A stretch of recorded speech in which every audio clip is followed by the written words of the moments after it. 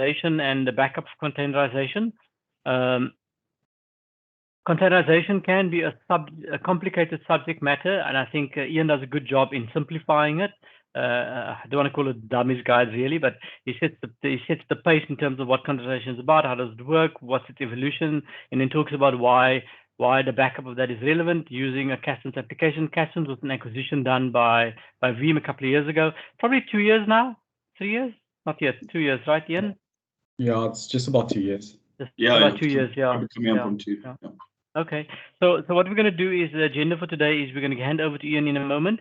Ian will walk through a deck with a couple of points, which will create a discussion point for us, and then we'll open up the floor for question and answers. And please feel free to note your questions down and ask them. It's a very small audience today, so you don't have to be shy. Just turn on your mic or put up your hand, and we'll give you a slot, and let's pick Ian's brain a little bit and see how collaborative we can make it and make it relevant for the audience. Obviously, it's important that you get the value out of the session, and that's our ambition as well.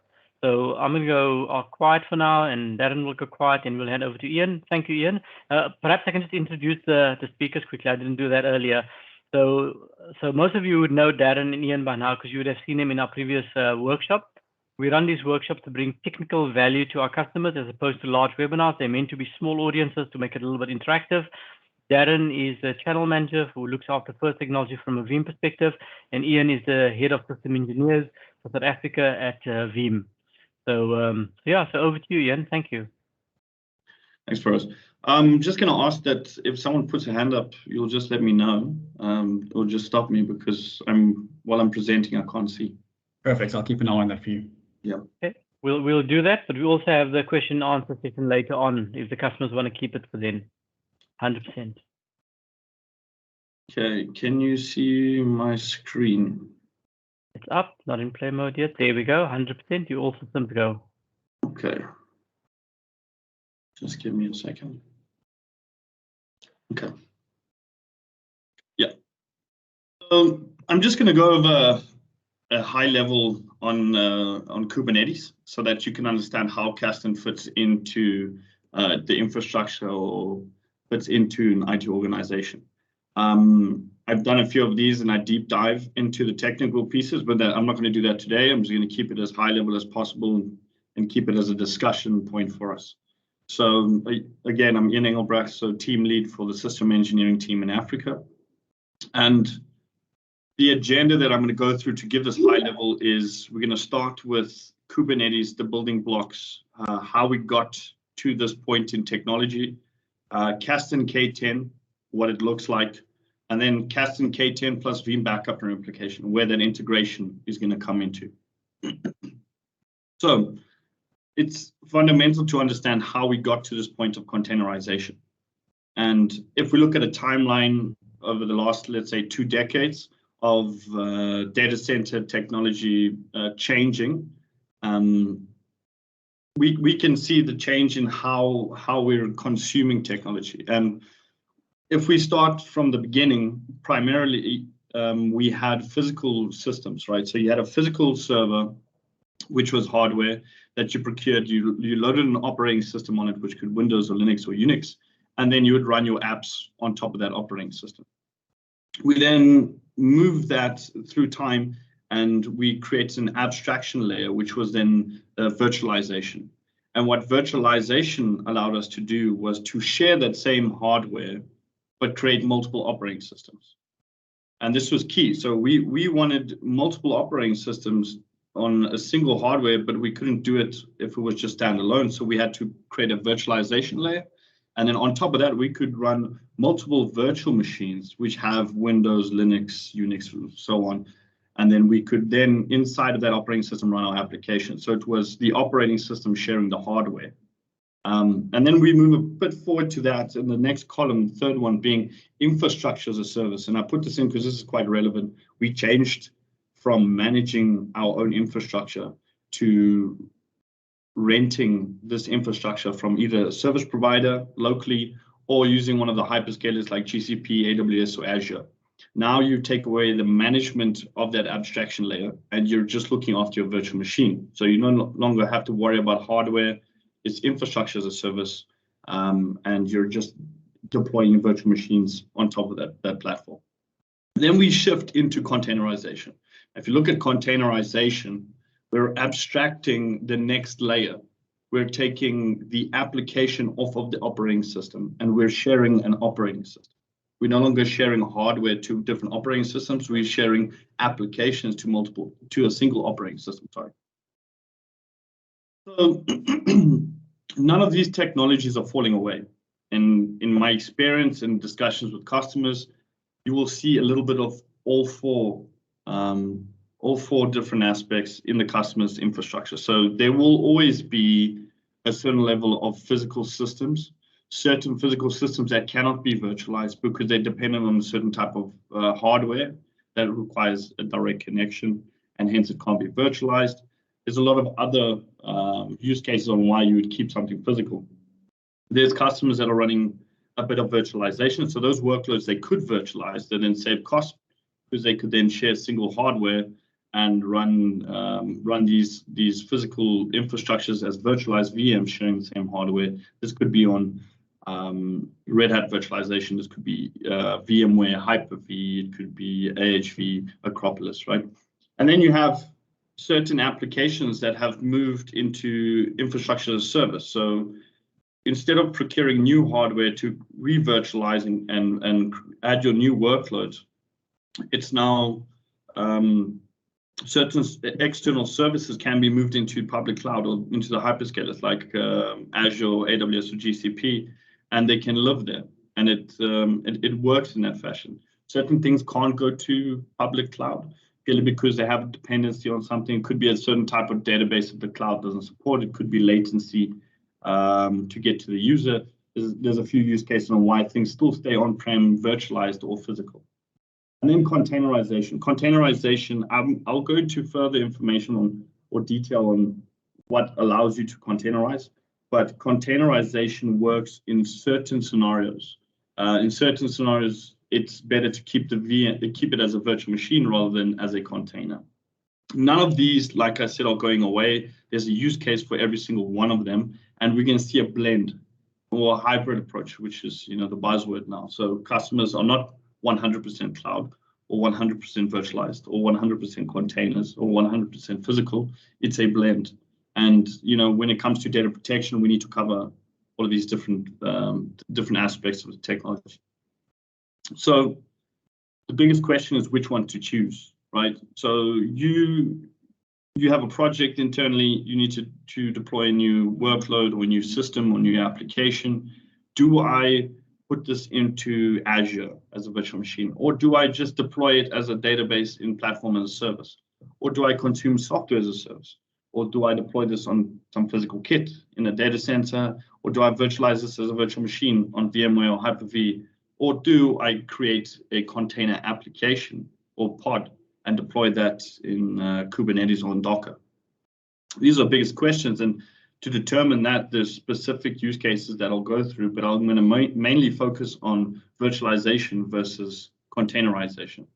So if we look at the disadvantage of a VM, what we need to see here is that each VM here has its own operating system, right? VMs require a significant amount of RAM and CPU resources from the underlying infrastructure to run that operating system, as well as to service the application. Now, portability is possible, and you've seen this with customers that already run Veeam and virtualization. We can back up a VM and restore it from VMware to Hyper-V, vice versa. We can take that VM and restore it to Azure and AWS. It is portable, and there is mobility on that workload, but it can be done in an easier fashion. Now, I want to focus back to the software development lifecycle. If you look at the virtual infrastructure and we consider this that I'm drawing here, the deployment box. So if you wanted to deploy an application on VMware or Hyper-V, this is what you provision. You provision a VM with an operating system with the application, right? So the development lifecycle can be quite complex because you need to satisfy operating system, you need to satisfy resource for the operating system, you need to satisfy application. So if we look at containers and containerization, we use a simple analogy that if you think of a shipping container, and every container on a ship being its own application. The container next to it has no idea what's in the container before it or next to it on the left or the right. And once they port in dock, this container can be loaded to a truck and sent to the destination of choice, and it doesn't affect any other applications or any other containers sitting on the ship. So when the ship docks, it could be thousands of containers. These containers are going to different destinations, right? So this is the great analogy to think of when you look at the deployment lifecycle of an application in a container environment. So the previous square that I drew for you, which I call the deployment box of a virtual machine. So trying to develop application on virtualization required that box, which had an additional layer, which was operating system. Now, if we look at the deployment box of containerized infrastructure, looking at just application. So we're servicing just a single square, and that app can easily move from one platform to another platform because it holds even less data than a virtual machine would. So I said that virtual machines are portable and mobile, but if consider a virtual machine having a 60 gig operating system, whereas now we're servicing an application with a few gigs.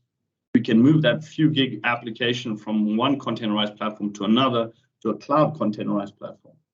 And this just makes mobility and development life cycles much quicker because we're only servicing the application. We no longer have to worry about the dependencies of the operating system. It's key to understand that the nodes which service the containers can be a virtual machine. So we're not saying when you containerize, you don't need to put down physical kit and then load an operating system and then containerize on top of that. You can virtualize your container nodes and create a containerized cluster, which is virtualized, and your applications will still serve the same purpose and have the same mobility.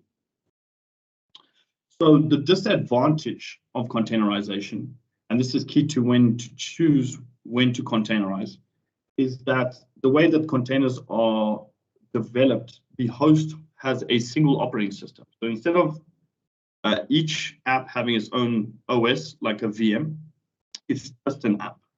And they're all sharing the same host OS, which would be a specific blend of Linux, whatever it be, but they're taking certain libraries out of that host operating system, and they have dependencies on that host operating system. So if app 1 required some type of Linux and app 2 a different kind of Linux, you would need app 2 to run on a separate host. And that means now you're bringing up multiple hosts, and this doesn't become as streamlined and as efficient anymore. So you would consider maybe keeping that workload as a virtual machine. The applications that share the same kind of operating system, this makes sense to containerize because we can now just share a single operating system to all the applications, and we can streamline and optimize the deployment, right? Because the application share a single operating system, that's a single point of failure. So if there are security vulnerabilities in that existing operating system, it can potentially be a security threat to every single app that runs in a container because they're sharing that same vulnerability. So it's just key to understand that the risk can be larger if containerized, and hence we're going to go into data protection. So if we look at the Kubernetes building blocks, what I want to use here as a simple example is compare it to VMware, because that's probably the easiest thing to do.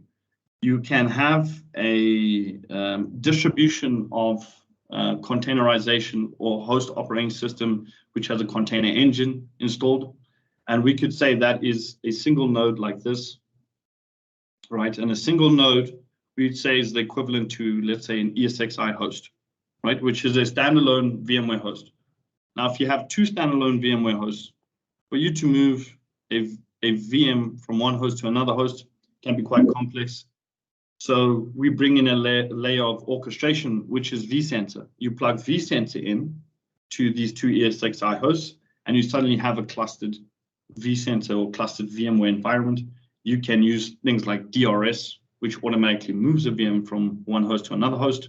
and so on. And the vMotion, and you have all these great functionalities to move workloads freely across the hardware. Now, we want to liken this to Kubernetes. Kubernetes is the orchestration platform that manages the container nodes. And this is going to give you that same type of functionality. It's a little bit different. I use the term DRS, which means if a host fails, it just moves the VM to the next host because they share storage. In Kubernetes, it's different. Because we no longer have an operating system dependency, we can just redeploy the application in seconds on another host. So instead of moving it from one host to another, it just deploys a new one because it can be quick and seamless in that fashion. But the key for the slide is to understand that Kubernetes is basically like a vCenter. Now, the building blocks of the Kubernetes cluster. So once you've added in these nodes, and I'm not going to go into depth here, I'm going to keep it very simple. Once you've added these nodes into a Kubernetes cluster, you have a master node and you have a worker node, right? And that's the simple way to understand the cluster. The master looking at all the worker nodes and controlling the worker nodes, and you have the worker nodes that are actually running the containers, right? And that's just what we need to understand from that slide. Next part of a container deployment is to understand the actual application. And we need to understand this because it becomes relevant when we want to start doing backup. So we have two types of applications that could run inside a containerized deployment. This is stateless and stateful. So a stateless application is running inside a container or as a container app, and it is accessing external storage or external transactional database services, right? So for us to redeploy that stateless application, we can do quickly, and it's got no dependencies sitting inside the pod. There's no transactional data that we need to capture inside that container. It's accessing those services externally. Then you have a stateful service. A stateful service is providing a level of storage to the container inside the cluster, and it's writing those transactions or that type of information into a persistent volume that is connected to the cluster. So the one being stateless is accessing application services externally. Stateful is creating application services internally, and that's what we need to understand here, because there's different ways that we back up each one. Why you would have a stateful service? Potentially to reduce latency. So instead of trying to connect to an external service like an RDS database in AWS, you might want to write some transactions locally because the application, the web app, whatever's running in the container requires that kind of low latency. So now we move on to Kasten K10, and this is how we're going to protect the containerized or Kubernetes cluster, right? So protecting persistent storage. So backing up the actual storage inside a stateful container. So the storage that's been allocated to that stateful container, we can back up that storage. Stateless environments where we need to connect into an external database that's not inside the Kubernetes cluster and actually grab a backup from that external database, that's possible. Protecting individual stateful workloads, so you might have multiple. And we remember that inside a stateful workload, there could be a lot of different configurations because it's writing application information. We can recover the configuration of the stateful workload. We can protect individual stateful workloads. And then stateless configuration. This comes back to connecting to the external service. So there's an external service which we can request a backup out of. And you have the stateless application connecting to this external service. So that configuration that sits inside stateless container needs to be captured as well. What does this mean then from a backup on a high level or backup in disaster recovery? Because we're backing up in these different scenarios, we can do standard backup and recovery, which you're familiar with. We can do application mobility, so we can take a container app and move it from one cluster to another cluster into different engines and different distributions. We can do disaster recovery, so we can back up in Johannesburg the application, container application, and restore that into Cape Town container cluster very quickly, and we can serve as a disaster recovery type of scenario, or you could restore this into a public cloud engine, so EKS, AKS type of scenario. Back into Kasten K10, the platform is straightforward. We have a very intuitive GUI. It follows the same look and feel as Kubernetes. So it's a very familiar looking GUI. It's easy to use. It's policy driven. It has automatic application discovery, which is key.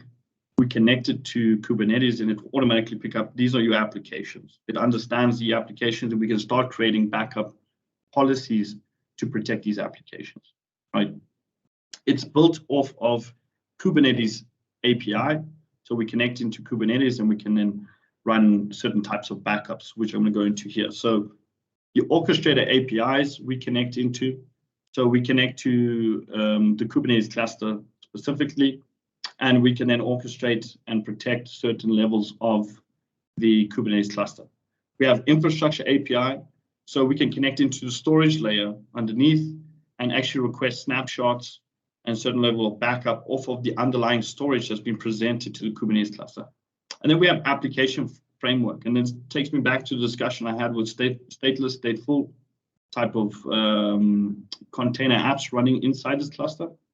We can create certain type of application-centric hooks where we collect specific app data for the stateful or stateless application, connecting to external data services like a database and requesting a backup from there. So if we look at this from the top tier down, protecting the actual orchestration layer, protecting the storage layer, and protecting application-centric data inside the container, and connecting into external services to actually do that.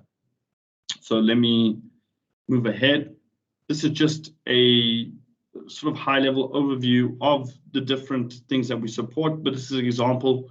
The list is much larger than this. These are just some key things. So, for example, data services like Postgres or MongoDB sitting outside of the container cluster that you might be holding information, we can then request backups from a data service layer. We can connect into the different distributions. So you don't have to run a specific distribution. It could be GKE, which is the Google Kubernetes engine. It could be EKS, which I mentioned earlier, which is AWS Kubernetes service. You could have IBM IKS. You could have Red Hat OpenShift. You could have Rancher. These are just examples of distributions. But then you have these different distributions being managed by Kubernetes. This is the orchestration layer where we have APIs built in. So regardless of the distribution, we can protect from a Kubernetes perspective. You might want to move your container from one distribution to another. That's possible because we're accessing the Kubernetes API.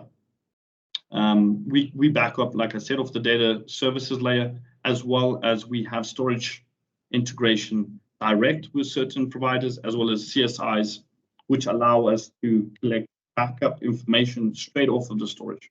So we look at it backing up straight off the app, backups off of the API layer in Kubernetes, backups straight off the storage.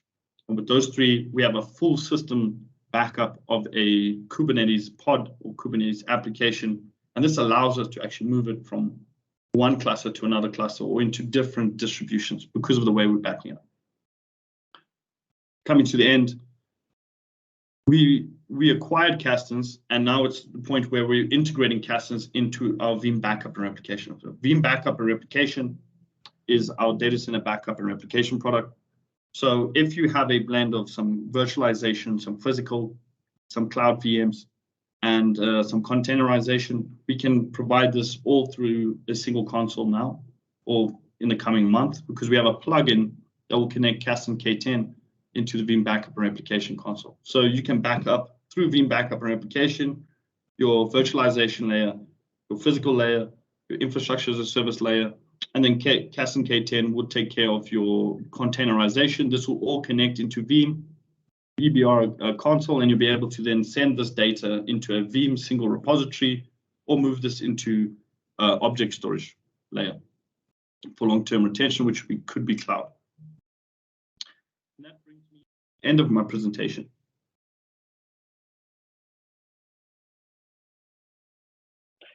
Thank you, Ian. That was actually quite informative and simplistic. I mean, I've got a couple of questions that I've noted that rings to mind, but perhaps I can open up to the audience first and see if there's any questions from the audience.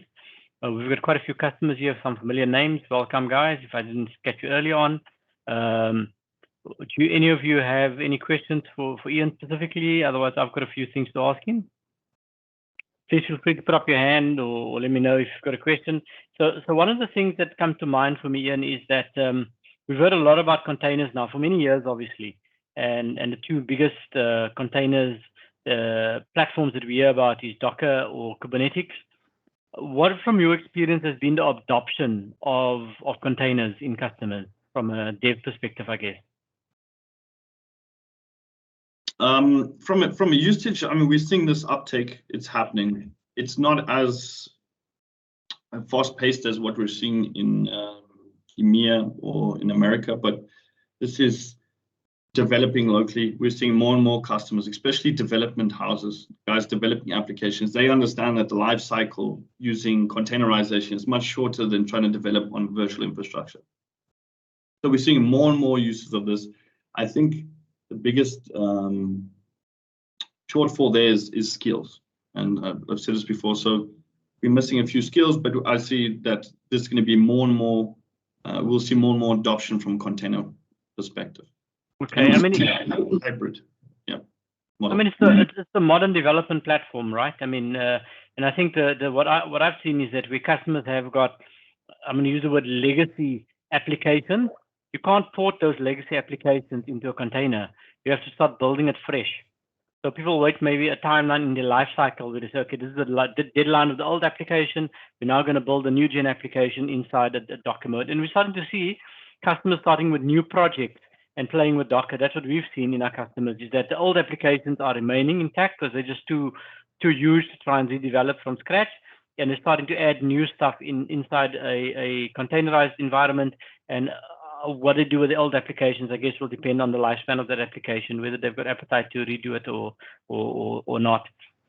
So how relevant is backing up containers to our customer base in South Africa? I mean, it's very relevant. You're still creating data, and you're still creating a data footprint. Just because it's a container now and it might be less data, you're still creating data. That data needs to be protected. So there are certain levels of replication and sort of built-in function to Kubernetes, but you still need backup copies. And it's very relevant. A lot of customers are looking when they have containerization and they fully deployed, then they start looking at data protection for their containerized platform, and we're seeing this happen quite often. It's very relevant.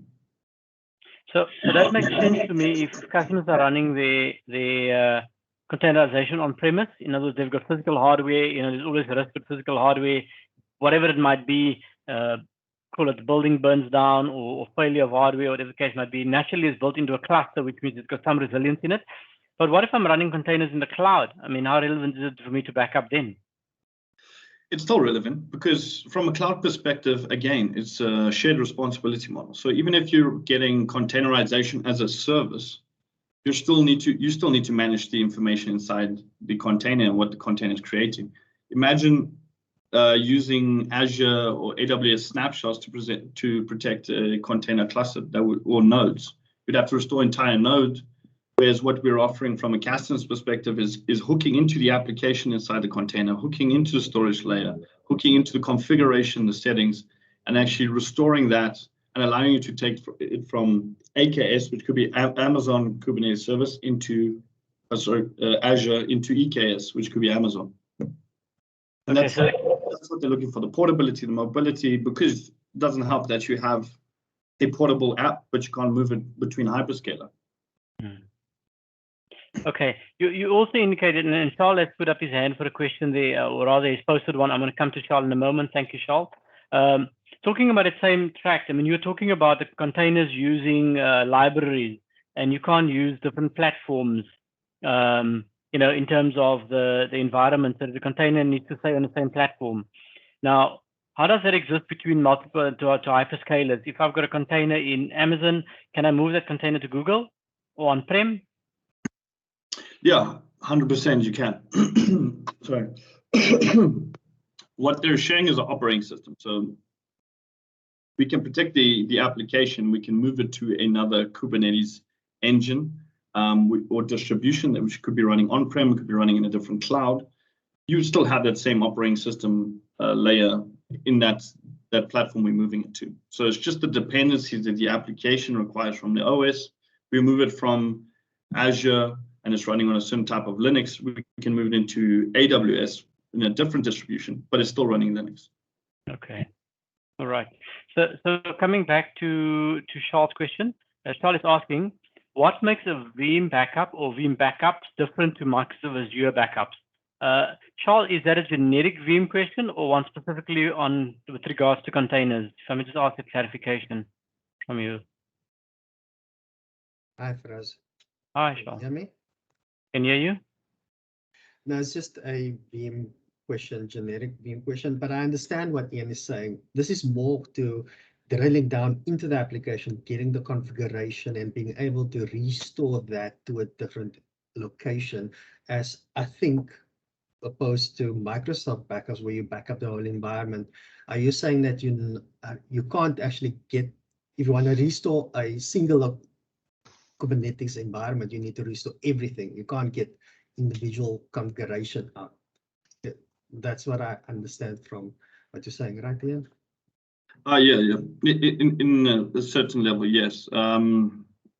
If you're using native capabilities inside the Azure AWS, you're backing up the container pods. Whatever the configuration of the containers inside the pods on top of the host, if you wanted to redo that, you would have to deploy the entire node again, which is like restoring entire ESXi host and all its VMs. That is not what we see as the best practice on how you could restore. The apps are supposed to be mobile. They should be recreated somewhere else simply and easily. You shouldn't have to affect another app because one app died. And that's what we're offering. It's more integrated. And Kasten is one of the leaders in container backup, or the leader in container backup. From a Azure perspective, if we're talking about backing up VMs, we have Veeam backup for Azure, which is using the native APIs, which is similar to what Azure backup does. However, Azure backup, you require vaults and certain services from them to actually store those backups. Where Veeam backup for Azure, we allow you to just connect whatever storage is available in the cloud. It could be even S3 if you were running in Azure. You could use AWS's object to store your backups. So it's just more of a simpler and more flexible approach to backup in Azure or AWS. Cool. Okay, I think, thank you, Charles. Thank you for asking that question. From the audience, anyone else has got questions at this stage to ask, feel free to either put your hand up, we can give you voice, audio, or you can just type in the text window. So how is Kasten's licensed for customers in a containerized environment? So we're licensing the worker nodes. So that breakdown that I showed, the worker nodes actually running the containers, we license a worker node. So almost like socket-based licensing, except there are no sockets because it's sort of a containerized app. Virtual, yeah. So we're just, every node requires a license. Okay, so typically a customer could have hundreds of nodes, isn't it? Or would they have 10 nodes, or depending on the application? It depends how many applications they're running, as well as the blend of different operating systems. So if there are multiple different operating systems for the different apps, each operating system would have a different node. It could also be scaled. So you have so many containers on one node, you scale, and then you add additional workers as you grow, depending on the platform. Yeah, so we license every node individually for backup, regardless of how many containers in the cluster. And is that dynamic? So if one node gets torn down and another one gets set up, the licensing is dynamic for that? Yes, yeah. So you have 10 node license or 50 node license, 100 node license, yeah. Okay. We'll just take out of the pool. Now the magic question, we spoke about security earlier at length, and we live in this age where ransomware is rife. Now, Are containers susceptible to ransomware? 100%, and in some cases even more vulnerable because they share the operating system between the different applications. If they were to find a flaw in, let's say, a specific version of Linux, that flaw would be visible to every single application that's running on that worker node. And if multiple worker nodes share the same OS, they could all be exploited. So imagine a single security flaw giving you the ability to affect 100 applications at once because they're all sharing the same operating system. So it's very relevant to back up these containers, to protect these containers, to look at immutable type of backups, which Veeam has a solution for through Kastens to protect against ransomware. Okay, I mean, ransomware protection is a generic component. I see Charles got his hand up again. Give me a moment, Charles. It's quite a big part of the Veeam backup and replication strategy in terms of allowing for business continuity and for recoverability and protection against things like malware and ransomware. It's quite an integral part of the solution set. It's not just I've got a copy of my data, but it's how you manage that and being able to prevent zero-day attacks, etc. Charles, you've got a question for us? Hi. From a protection point of view and best practice point of view, is it better to deploy Veeam solution in your own Azure environment? Because normally what you find is people attack your environment, they get in, and then the first thing they do is they attack your backups. And if it's running in your Azure environment, then they would go for that. So is it better to run it in your own or make use of an external? Do you provide an external? You get what I'm saying? Yeah, I hear what you're saying. I'll put it differently. So if I had a backup infrastructure where I had a Veeam backup server and I had backups of my entire infrastructure, I wouldn't care if a cyber criminal deleted my entire Veeam backup server, as long as my backups that I had on storage are still there. Because for me to spin up a new backup server can happen in a few minutes. And I can quickly import my backups and start restoring. So the key there is to actually protect your backup data and not actually the Veeam software. Veeam software, we can install multiple places. We can even install an offline copy that you just turn on and connect it to the storage. The key is to protect the actual backups that are created that are sitting on disk. So there's different. Yeah. But you're talking about storage. Storage. So you need to protect the storage that's linked to the actual Veeam server. 100%, because that's where the information is lying. If they delete our database which holds configuration, we're not worried because we can just import. It's not a problem for us. We can read backups even if our entire backup server was deleted, as long as the backups integrity is still there. So it's about protecting that backup info. The way to do that is offline copies. It's air-gapped. It's immutable storage. So on-prem immutable storage, which Veeam can do with the Linux hardened repository, or connecting into the likes of AWS and moving backups into object and making them immutable there. Those types of functionalities where the backup itself cannot be changed. And then we don't care. They can come in, delete what they want. When they're done, we just spin up the server and start restoring. Okay. Obviously, it's not what we want, but it's a way to protect ourselves. Yeah. Cool. Thank you. So Charles, the most common way for air-gapped backups is obviously tapes. But tapes come with a huge amount of complexity around it in terms of the ability of time to restore, retrieving tapes from archives, etc. Because it's pointed the tapes on premise, right? I mean, the tapes need to be off premise at some point. So we've been working with customers extensively around working around immutable storage. What that means is we protect the storage from ransomware, so that if there's a situation, your data is still intact and the backups cannot be attacked or destroyed for that matter. So what I suggest is that Mariette set some time with you with one of our consultants to talk you through what we do with the immutability side, so that we can share some ideas with you and maybe help you. Do you currently use Veeam for backup? No, we don't. No, not at this point. Okay. So one of our consultants will be able to help you quite happily. I mean, there's no cost to that in terms of understanding what Veeam brings to you from a generic backup perspective, the benefits, and even versus the Microsoft backup, because they are huge differentiators. And then and then as well as what we can do it from an immutability perspective. Because even if you cloud backup, if your cloud is online, then that's also the risk, obviously. So it's a question of what do we do with the backup. So yeah, I would recommend some time maybe with one of our consultants on that area, and you've probably met some of them already, but Mariette can facilitate that. Cool, thanks. Yeah. So in the audience, we've got a few other customers in here who run some Veeam applications already. I'm aware of that, and you have some containers as well. Are there any other questions from that perspective? Maybe I've got one or two more that I want to ask. If there are no questions, then I'll continue. I've got a question down here, still around security, because security is a big concern. I mean, every single topic or workshop we run, security flows to the top because it's just the nature of it at the moment. So my question was, we spoke about Veeam backup at the moment. How secure is that? How does Kasten fit into that? From a security perspective, how secure is Kasten? I'll ask you that way. So we have certain levels of security built into the web interface, as well as the namespace that is deployed inside the Kubernetes cluster. I don't want to go into too much detail because it gets quite complex, but we have built-in security to keep unauthorized access to Kasten's console, as well as the backups that are created by Kasten's. We can keep it on different types of storage. With the plugin from Veeam, we can move that across multiple different layers of storage. So we can tier it into the likes of Azure, AWS. We can also make it immutable.